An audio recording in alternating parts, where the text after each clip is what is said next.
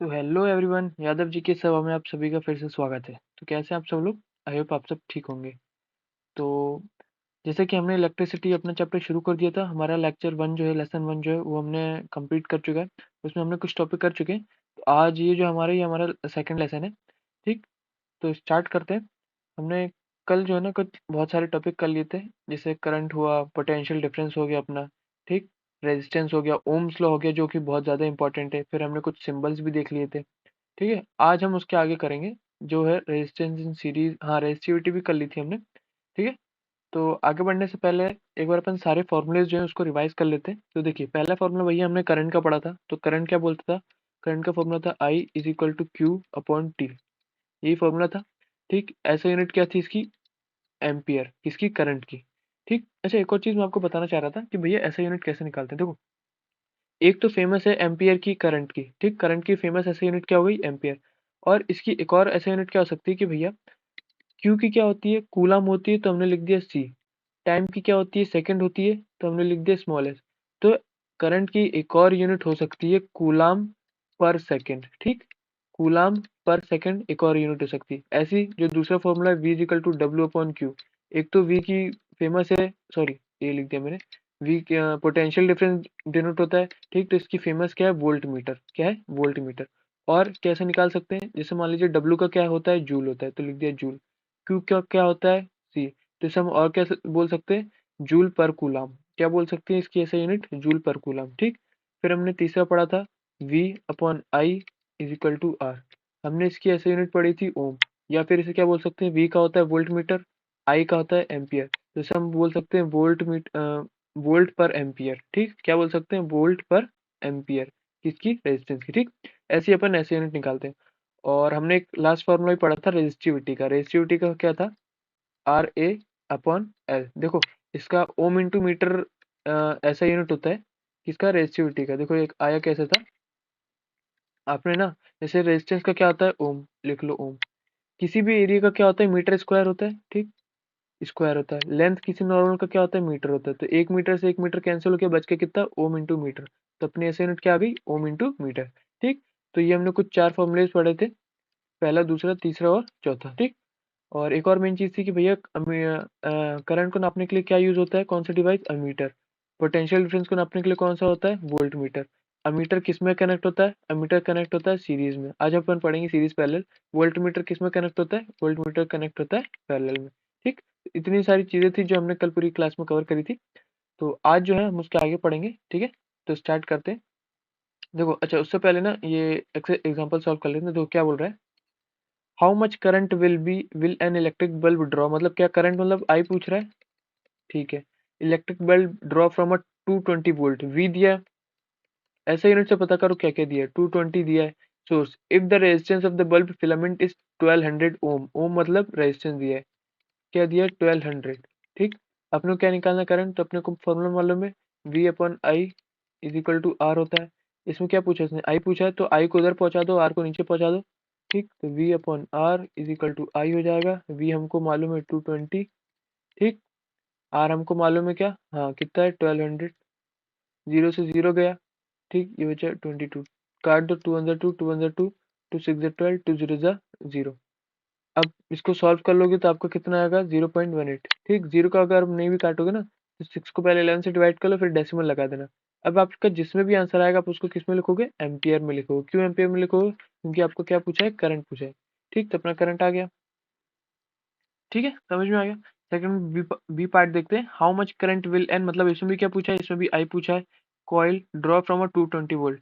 We दिया है source. If the resistance of the heater coil 100 ohm, मतलब R दिया है। तो फिर से कौन सा फॉर्मूला लग जाएगा? V upon I is equal to R, या फिर वी मतलब सेम ही बात है। ठीक, ठीक, तो ये वाला फॉर्मूला लाके आप फिर से अपना आंसर निकाल सकते हो। ठीक, आगे देखते हैं। आई कौन सा दिया? देखो बस आपको फॉर्मूला पता पड़ेगा कि कौन सा यूज होगा ना, तो बाकी तो आप पुट करके निकाल ही लोगे। अब देखो क्या बोल रहा है, the potential difference between the terminal of an electrical heater is 60 volt. मतलब वी दिया आपको 60। ठीक है, करंट ऑफ 4 एम्पियर। 4 एम्पियर मतलब करंट दिया है आपको 4 ampere. What current will heater draw if the potential is increase to 120 volt. अब उसने सेकंड ये तो केस दे दिया उसने। अब दूसरा केस उसने क्या दिया कि भैया मुझे बताओ कि पोटेंशियल डिफरेंस, करंट क्या होगा जब पोटेंशियल डिफरेंस बढ़ जाएगा। ठीक, करंट क्या होगा जब पोटेंशियल डिफरेंस कितना हो जाएगा, 120 वोल्ट हो जाएगा। तो देखो, सबसे पहले यहाँ से अपन आर निकाल लेंगे। कैसे निकालेंगे भैया, फॉर्मूला होता है V upon I is equal to R, यही होता है। तो वी हमको कितना दिया 60, आई हमको दिया 4, यहाँ से आर आ जाएगा। ठीक, 4 1 4, 5 6 और 5 से 20, तो यहाँ से आ गया आपका आर 15। यहाँ पे पुट कर दो V upon I is equal to R. इस बार भी 120 वोल्ट लेना है, तो लिख दो 120 अपॉन आई हमको नहीं मालूम, आर मालूम है, आर नीचे आ जाएगा। आर हमने अभी भी निकाला 15, ये आ जाएगा आई। 15 8 जा 120, तो बस आंसर आ गया 8 एम्पियर। बात समझ में आ गई होगी आप लोग के। ठीक, इजी क्वेश्चन था, कोई बड़ी चीज नहीं थी। आगे देखते हैं। देखो आगे क्या बोल रहा है, resistance of a metal wire of length 1 metre is 26 ohm at 20 degree Celsius. देखो लेंथ दी उसने कितनी, 1 मीटर दी है, उसने क्या दिया, एल दिया है 26 मीटर। 26 ओम, ओम मतलब क्या दिया उसने, रेजिस्टेंस दिया है 26।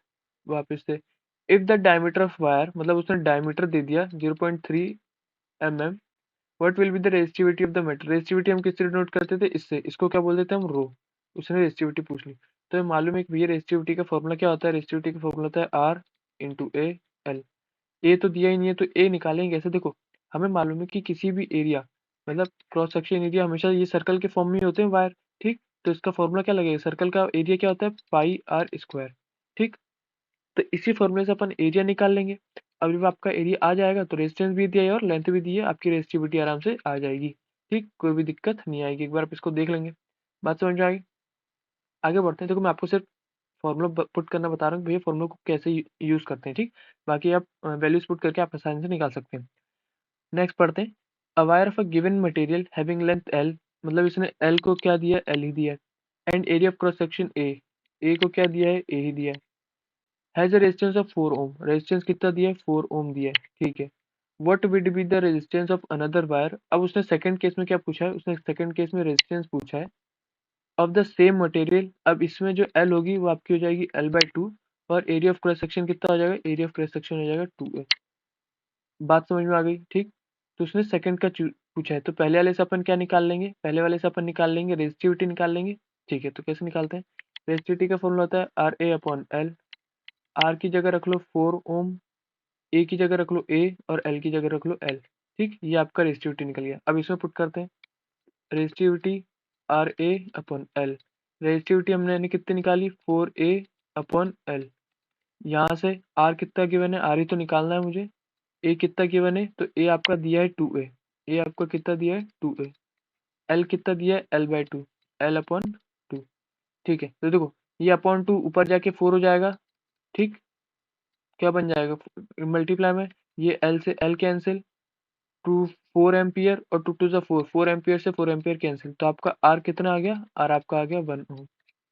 बात समझ में आ गई, कोई भी बड़ी दिक्कत नहीं है, बस हमने पुट किया है। ठीक, फॉर्मूलेज बस याद हो तो आपको आसानी से आंसर आ जाएगा। ठीक है, अगले क्वेश्चन में पढ़ते हैं। ठीक है, अगला नेक्स्ट क्वेश्चन क्या बोल रहा है, on what factor does the resistance of a conductor depend. ठीक, तो रेजिस्टेंस ऑफ अ कंडक्टर किस किस पर डिपेंड होता है वो आपको बताना है। ठीक है, तो हमने अभी ऊपर क्या पढ़ा था कि रेजिस्टेंस किस किस पर डिपेंड करता है, आपकी लेंथ, लेंथ ऑफ वायर पे डिपेंड करता है। ठीक, दूसरा किस पे डिपेंड करता था, दूसरा आपके एरिया ऑफ क्रॉस सेक्शन पे। तीसरा किस पे डिपेंड करता था, तीसरा आपके नेचर ऑफ मटेरियल पे, कि भैया जो मटेरियल हम यूज कर रहे हैं, जो कंडक्टर हम यूज कर रहे हैं वो कैसा है। चौथा टेम्परेचर पे। ठीक, हमने तो खैर लिखा था कि टेम्परेचर कांस्टेंट होना चाहिए, पर फिर भी डिपेंड तो करेगा ही। बात समझ आ गई, ये चार चीज पे आपका जो फैक्टर है वो डिपेंड करता है। आगे बढ़ते हैं। Will current flow more easily through a thick wire और thin wire same material when connected to the same source. देखो उसने क्या पूछा कि मान लो आप एक थिक वायर को ले लो, ठीक, और एक थिन वायर को ले लो, तो मुझे बताओ इसमें से करंट सबसे ज्यादा किसमें फ्लो होगा। तो देखो अगर अपन फॉर्मूले के बेस पे जाएं तो देखो हमारा जो उसने क्या बोला है कि सेम मटेरियल का लो, तो आपका जो आर है क्या है, रेजिस्टिविटी जो है, फॉर्मूला क्या होता है, आर ए अपॉन एल होता है, यही होता है। इसको कोई इससे मत जाओ, हमने पढ़ा था सर कि आपका आर किस किस पे डिपेंड करता है, आपका डिपेंड करता है लेंथ पे और एरिया ऑफ क्रॉस सेक्शन पे। ठीक, इनवर्सली प्रोपोर्शनल होता है एरिया ऑफ क्रॉस सेक्शन। पढ़ा था कि नहीं पढ़ा था? तो अगर आपका एरिया बड़ा होगा, मतलब इसकी बात कर रहा हूँ अभी, अगर आपका एरिया बड़ा होगा तो रेजिस्टेंस क्या होगा? कम। और सर अगर रेजिस्टेंस कम होगा मतलब रुकावट कम होगी तो करंट तेजी से फ्लो होगा, क्योंकि हमने ये भी पढ़ा था कि V is equal to I R होता है और V upon I is equal to R होता है। तो अगर रेजिस्टेंस कम होगा तो करंट तो ज़्यादा बढ़ेगा, क्योंकि ये दोनों भी इन्वर्सली प्रोपोर्शनल है। बात समझ में आ रही है?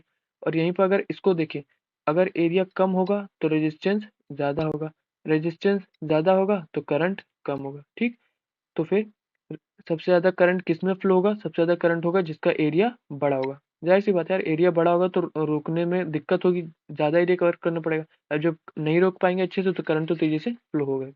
ठीक, थर्ड पढ़ते हैं। Let the resistance of an electrical component remain constant while the potential difference across the two ends of the component decreases to half its former value. मतलब उसने क्या बोला कि रेजिस्टेंस को कांस्टेंट रहने दो और आपको जो V जो है, पोटेंशियल डिफरेंस जो है वो हाफ हो जाएगा। ठीक, what change will occur the current through, तो करंट में क्या आएगा? तो हमने पढ़ा था भैया ओम्स लॉ में कि V जो होता है वो डायरेक्टली प्रोपोर्शनल टू I होता है। अगर V जो है, V बढ़ेगा तो I भी बढ़ेगा।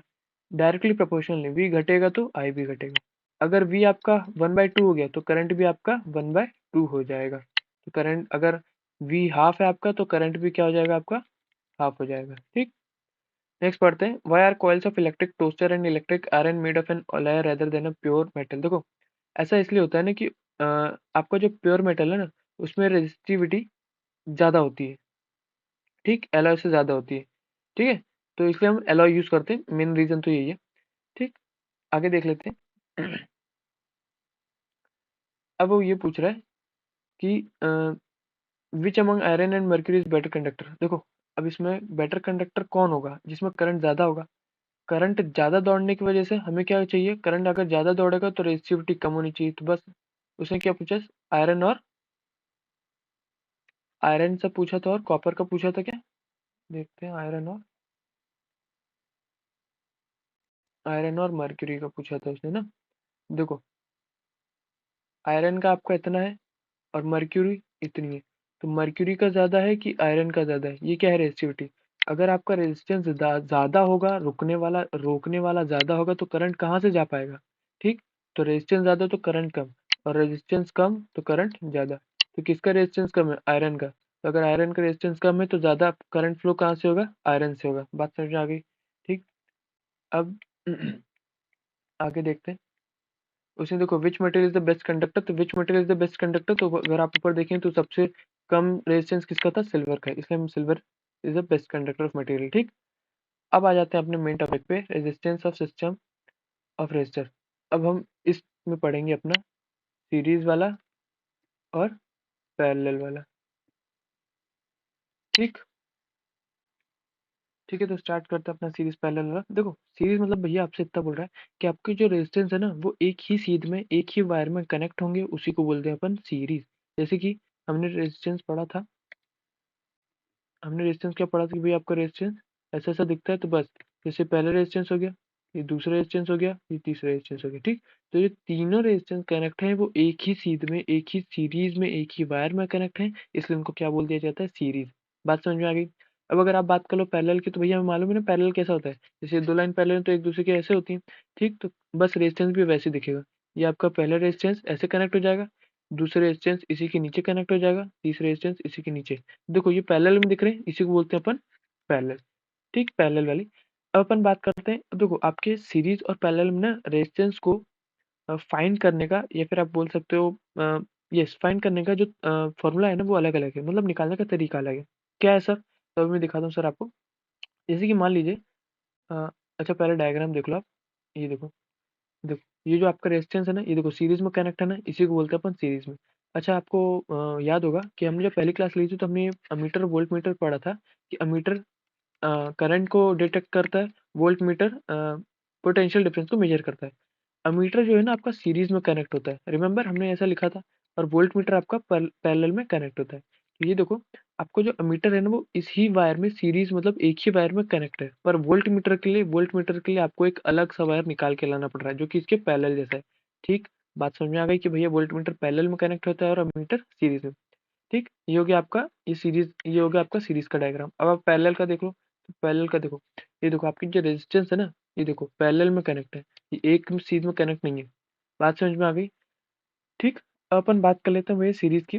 पहले देखो मैं आपको सीरीज पैरेलल का यहीं पे एक साथ करा देता हूँ, उसके बाद फिर अपन न्यूमेरिकल साथ में करेंगे। तो अगर बात करें आपकी सीरीज की, तो देखो जब आपकी सीरीज में रेजिस्टेंस कनेक्ट होते हैं तो दो चीज बहुत इंपॉर्टेंट याद रखनी है यार, बहुत इंपॉर्टेंट आपसे वर्ड्स में पूछे जाएंगे भले, कि सीरीज में आपका जो करंट होता है आई जो होता है वो क्या होता है, वो सेम होता है, पर आपका वी जो पोटेंशियल डिफरेंस जो होता है वो क्या होता है, वो होता है आपका डिफरेंट।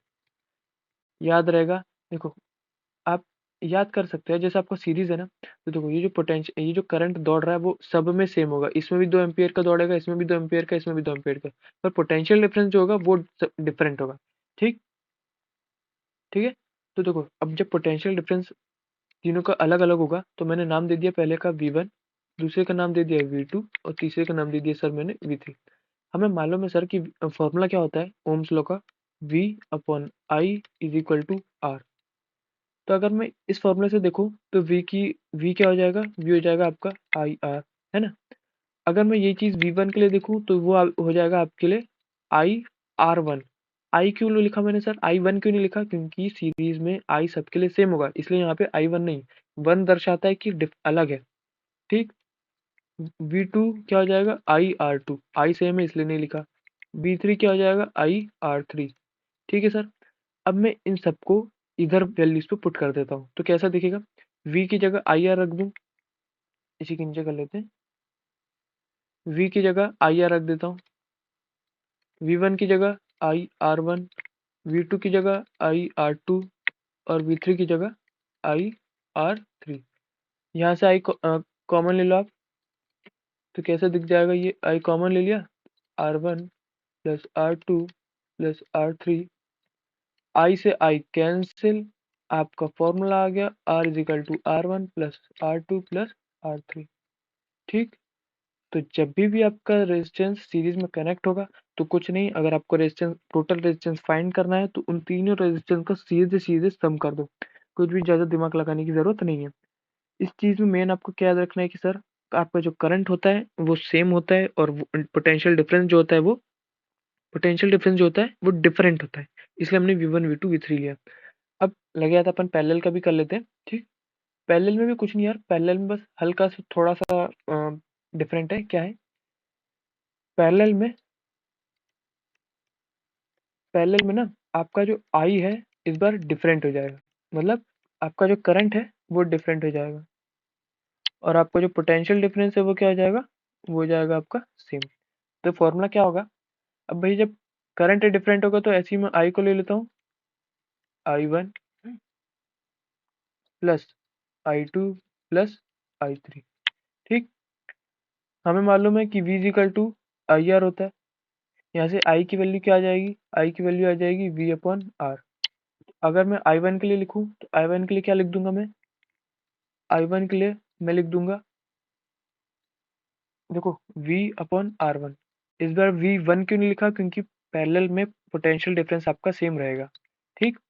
आई टू के लिए V upon R two, I three के लिए V अपॉन आर थ्री। इन तीनों को मैं इस इक्वेशन में पुट कर देता हूँ तो देखो कैसा दिखेगा कुछ, ये कुछ ऐसा दिखेगा। यहाँ पे रख दोगे आप सॉरी गलत हो गया, हाँ ये हो जाएगा आपका V अपॉन आर, इधर होगा V अपॉन आर वन, दूसरे में होगा V अपॉन आर टू, तीसरे में होगा V upon R three. V common ले लेंगे अपन तो V upon R is equal to, V common ले लोगे तो बच जाएगा one upon R one plus one upon R two plus one upon R three. ठीक। V से V कैंसिल तो आपका फाइनली कितना आ जाएगा, आपका आ जाएगा one upon R is equal to one upon R one plus one upon R two plus one upon R three, one upon R three. तो भैया हमने क्या समझा, अगर रेजिस्टेंस आपके सीरीज में कनेक्ट होंगे तो उसको सिर्फ और सिर्फ सम कर लो, और अगर पैरेलल में कनेक्ट होंगे तो उसका रेसिप्रोकल लेके सम करना है तो आपका टोटल रेजिस्टेंस आ जाएगा। क्या आपको यहाँ तक बात समझ में आ गई? आई होप मैं जो आपको समझाना चाह रहा हूँ वो आपको बहुत अच्छे से आपके दिमाग में बैठ गया होगा। ठीक है। तो देखो बस इतनी ही चीज़ थी यार, मेन चीज़ क्या थी भैया, सीरीज में आपका कौन सेम होता है, आपका करंट सेम होता है, याद कर लो यार, वोल्ट डिफरेंस डिफरेंट होता है। पैरेलल में आपका करंट डिफरेंट होगा और पोटेंशियल डिफरेंस सेम होगा। ठीक, अब अपन बढ़ते हैं क्वेश्चन की तरफ। ठीक, तो एक दो क्वेश्चन कर लेते हैं, जैसे मैं ओरली बोल देता हूँ आपसे। ठीक, बाकी जो एग्जाम्पल के क्वेश्चन है वो हम देखेंगे नेक्स्ट वीडियो में कवर कर लेंगे। तो देखो, मान लो सर मैंने आपसे बोल दिया कि 3 रेजिस्टेंस है, कौन-कौन से भैया? एक 6 का है, 2 का है, 6 ओम का, 2 ओम का और 3 ओम का। ठीक, ये किसमें कनेक्ट है? सीरीज में। तो मुझे टोटल रेजिस्टेंस फाइंड करके बताओ। टोटल रेजिस्टेंस, तो कुछ नहीं किया भैया आपने, टोटल रेजिस्टेंस इन सबको बस प्लस कर दो, अगर सीरीज में है तो 6 + 2 + 3, 6 3 9 10 11, तो बस आप सीधा आंसर लिख दोगे 11 ओम। अगर मैंने इसी को बोल दिया कि भैया ये जो है ये किस में कनेक्ट है, ये सीरीज में ना कनेक्ट होके ये कनेक्ट है पैरेलल में, तो आप क्या करोगे? 1/r 1/6 + 1/2 + 1/3। अब इसका एलसीएम कितना आ जाएगा? इसका एलसीएम कितना आ जाएगा? 6 आ जाएगा। ठीक, तो ले लो इधर 6। ठीक है, 6 आ गया। तो आई होप यार आपको एलसीएम तो लेना आता होगा। तो यहाँ पे लिख दोगे 1, यहाँ पे 2 से 6, तो यहाँ पे आ जाएगा 3, 3 2 6। अब इन सबको प्लस करोगे, 3 2 5 1 6, तो 6/6। देखो यहाँ पे तो आपका कट के 1 आ गया, पर एज्यूम करिए कि अगर आपका 1 नहीं आता है, अगर सपोज कि अगर आपका 5 आ जाता है, तब आपको क्या करते? तब ना आप इसको रेसिप्रोकल करते, क्योंकि पूरा निकालना अच्छे से, तो रेसिप्रोकल करते इधर आर आ जाता, फिर इस तरफ भी रेसिप्रोकल करते तो आपका 1/5 आता है। तब कहते कि भैया आपका टोटल रेजिस्टेंस कितना आया है? 1/5। आई होप आपको बात समझ में आ गई होगी। ठीक, बाकी जो न्यूमेरिकल है उसे अगली क्लास में कर लेंगे। ठीक है, तो मैं जो आपको समझाना चाह रहा था आपके दिमाग में अच्छे से बैठ गई होगी, एकदम फिट हो गई होगी। ठीक, तो आज की सभा में यहीं समाप्त करता हूँ, बाकी की जो टॉपिक्स हैं उसे हम अगली वीडियो में कंप्लीट करेंगे। ठीक, तब तक के लिए जय हिंद, जय भारत।